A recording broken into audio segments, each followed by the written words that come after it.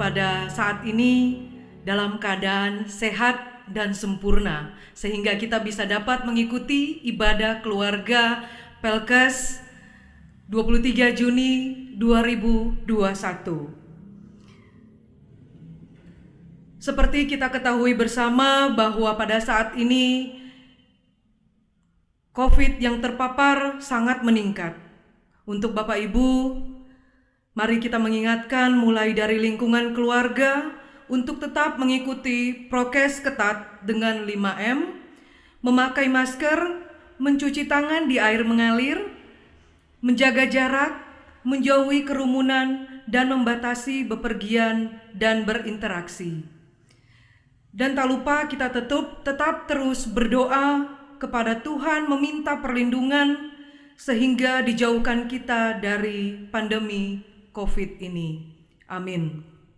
Bapak, Ibu, saudara-saudara sekalian, marilah kita siap untuk masuk dalam ibadah keluarga ini secara virtual. Untuk itu kita siapkan hati dan pikiran kita untuk beribadah kepada Tuhan. Saat ini kita masuk dalam pembacaan Alkitab yang terambil dalam Nehemia 4 ayat 6.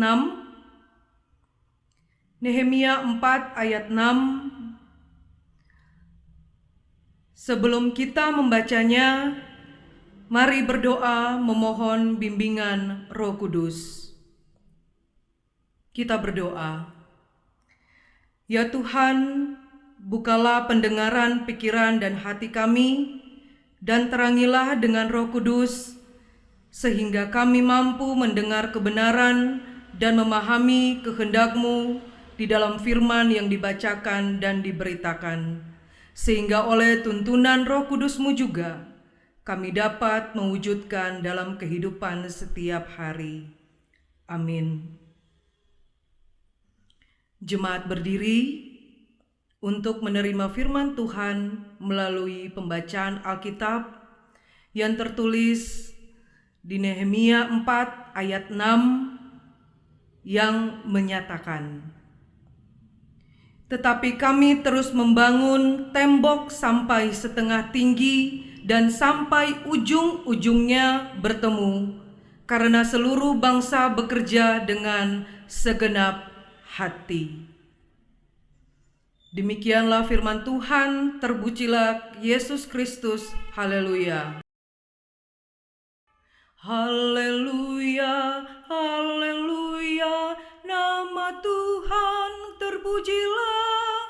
Haleluya, haleluya, nama Tuhan terpujilah. Jemaat dipersilahkan duduk. Bapak, Ibu, saudara-saudara sekalian, dalam pembacaan Alkitab kita tadi menceritakan akan proses pembangunan tembok Yerusalem. Sebelum pembangunan tembok berlangsung, Sanbalat dan Tobia mengolok-olok dan menghina rencana mereka. Sanbalat adalah seorang gubernur Samaria, sangat membenci keberhasilan Nehemia di dalam membangun tembok Yerusalem. Sedangkan Tobia adalah orang Yehuda yang sangat tidak suka dengan Nehemia. Kedua orang inilah adalah orang non-Yahudi. Ketika pembangunan dimulai pun, Sanbalat dan Tobia berulah lagi untuk menggagalkan pembangunan dan melemahkan semangat para pekerja. Mereka menyebut orang Yahudi itu lemah dan tidak mungkin menyelesaikan pembangunan, dan hasil kerja mereka pasti mudah runtuh. Menanggapi hinaan ini, Nehemia dan orang-orang Yahudi berdoa kepada Tuhan untuk menyerahkan Sanbalat dan Tobia ke dalam tangan Tuhan.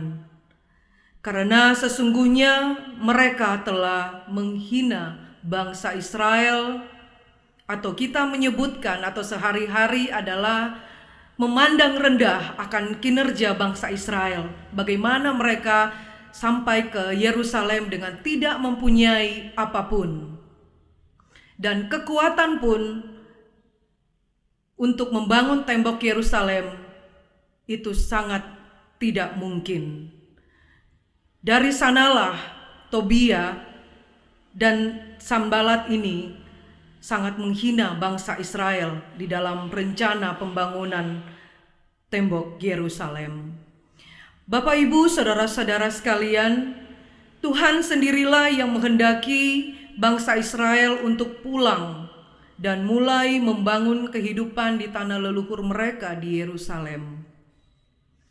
Sampai di Yerusalem, tidak hanya bait Allah yang dibangun, Allah juga menghendaki mereka untuk membangun tembok kota Yerusalem. Tembok kota pada masa itu berfungsi sebagai pelindung bagi orang-orang yang tinggal di dalamnya, sekaligus juga dipandang sebagai simbol dari martabat orang-orang tersebut. Karena pada saat bangsa Israel kembali ke tanah leluhurnya, mereka tidak punya apa-apa. Dengan demikian, kita dapat memahami maksud Allah untuk memerintahkan pembangunan tembok Yerusalem, yaitu untuk mengembalikan martabat umatnya. Bapak, Ibu, saudara-saudara sekalian, martabat yang dimiliki oleh bangsa Israel ini yang selama puluhan tahun runtuh karena umatnya menjadi bangsa pecundang dan orang buangan. Menjadi perhatian Allah di bangsa Israel ini untuk memulihkan keadaan mereka, martabat orang bangsa Israel ini. Allah menghendaki manusia, apalagi umatnya, dapat memandang dirinya berharga dan terhormat karena mereka adalah gambaran dari pencipta mereka.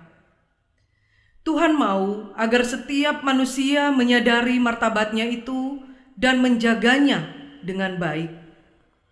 Seiring dengan itu juga menjadi kewajiban bagi kita umat Tuhan untuk menjaga harkat dan martabat diri kita sendiri dan sesama. Jadi ini adalah tanggung jawab ganda yang diberikan Allah kepada manusia. Tanggung jawab ganda dalam menjaga martabat itulah yang menjadi pesan oleh bacaan ini. Dengan bergotong royong, bangsa Israel membangun tembok Yerusalem. Umat Allah dengan penuh semangat saling tolong-menolong demi memulihkan martabat mereka dan sesama mereka. Bahkan sesungguhnya dengan cara seperti itu, secara tidak sadar, bangsa Israel sudah mulai menunjukkan martabat mereka sebagai umat yang satu, yang menjunjung tinggi nilai kehidupan. Seperti ada yang mengatakan, ringan sama dijinjing, berat sama dipikul. Martabat mereka pulih, jati diri mereka kembali, dan Allah bekerja atas semua itu. Bapak, Ibu, marilah kita sebagai orang yang percaya dan taat mengerjakan panggilan Tuhan, marilah kita menjadi garam dan terang dunia, sehingga hinaan dan olok-olokan seperti yang dikemukakan oleh Sanbalat dan Tobia terhadap Nehemia ini, hal yang kita hadapi juga di lingkungan masyarakat, tempat kerja atau kampus, sering membuat kita takut dan mundur dari panggilan Tuhan. Dan Bapak Ibu, hanya di gereja saja, bukan hanya di gereja saja ada panggilan Tuhan, tetapi di mana saja kita berada, memberitakan kabar baik dari Tuhan, itu juga panggilan Tuhan untuk kita, umat Tuhan yang percaya. Marilah kita terus maju mengerjakan panggilan Tuhan, dan tetap berserah kepada Dia yang berkuasa dan menyertai sampai selama-lamanya. Tuhan Yesus memberkati.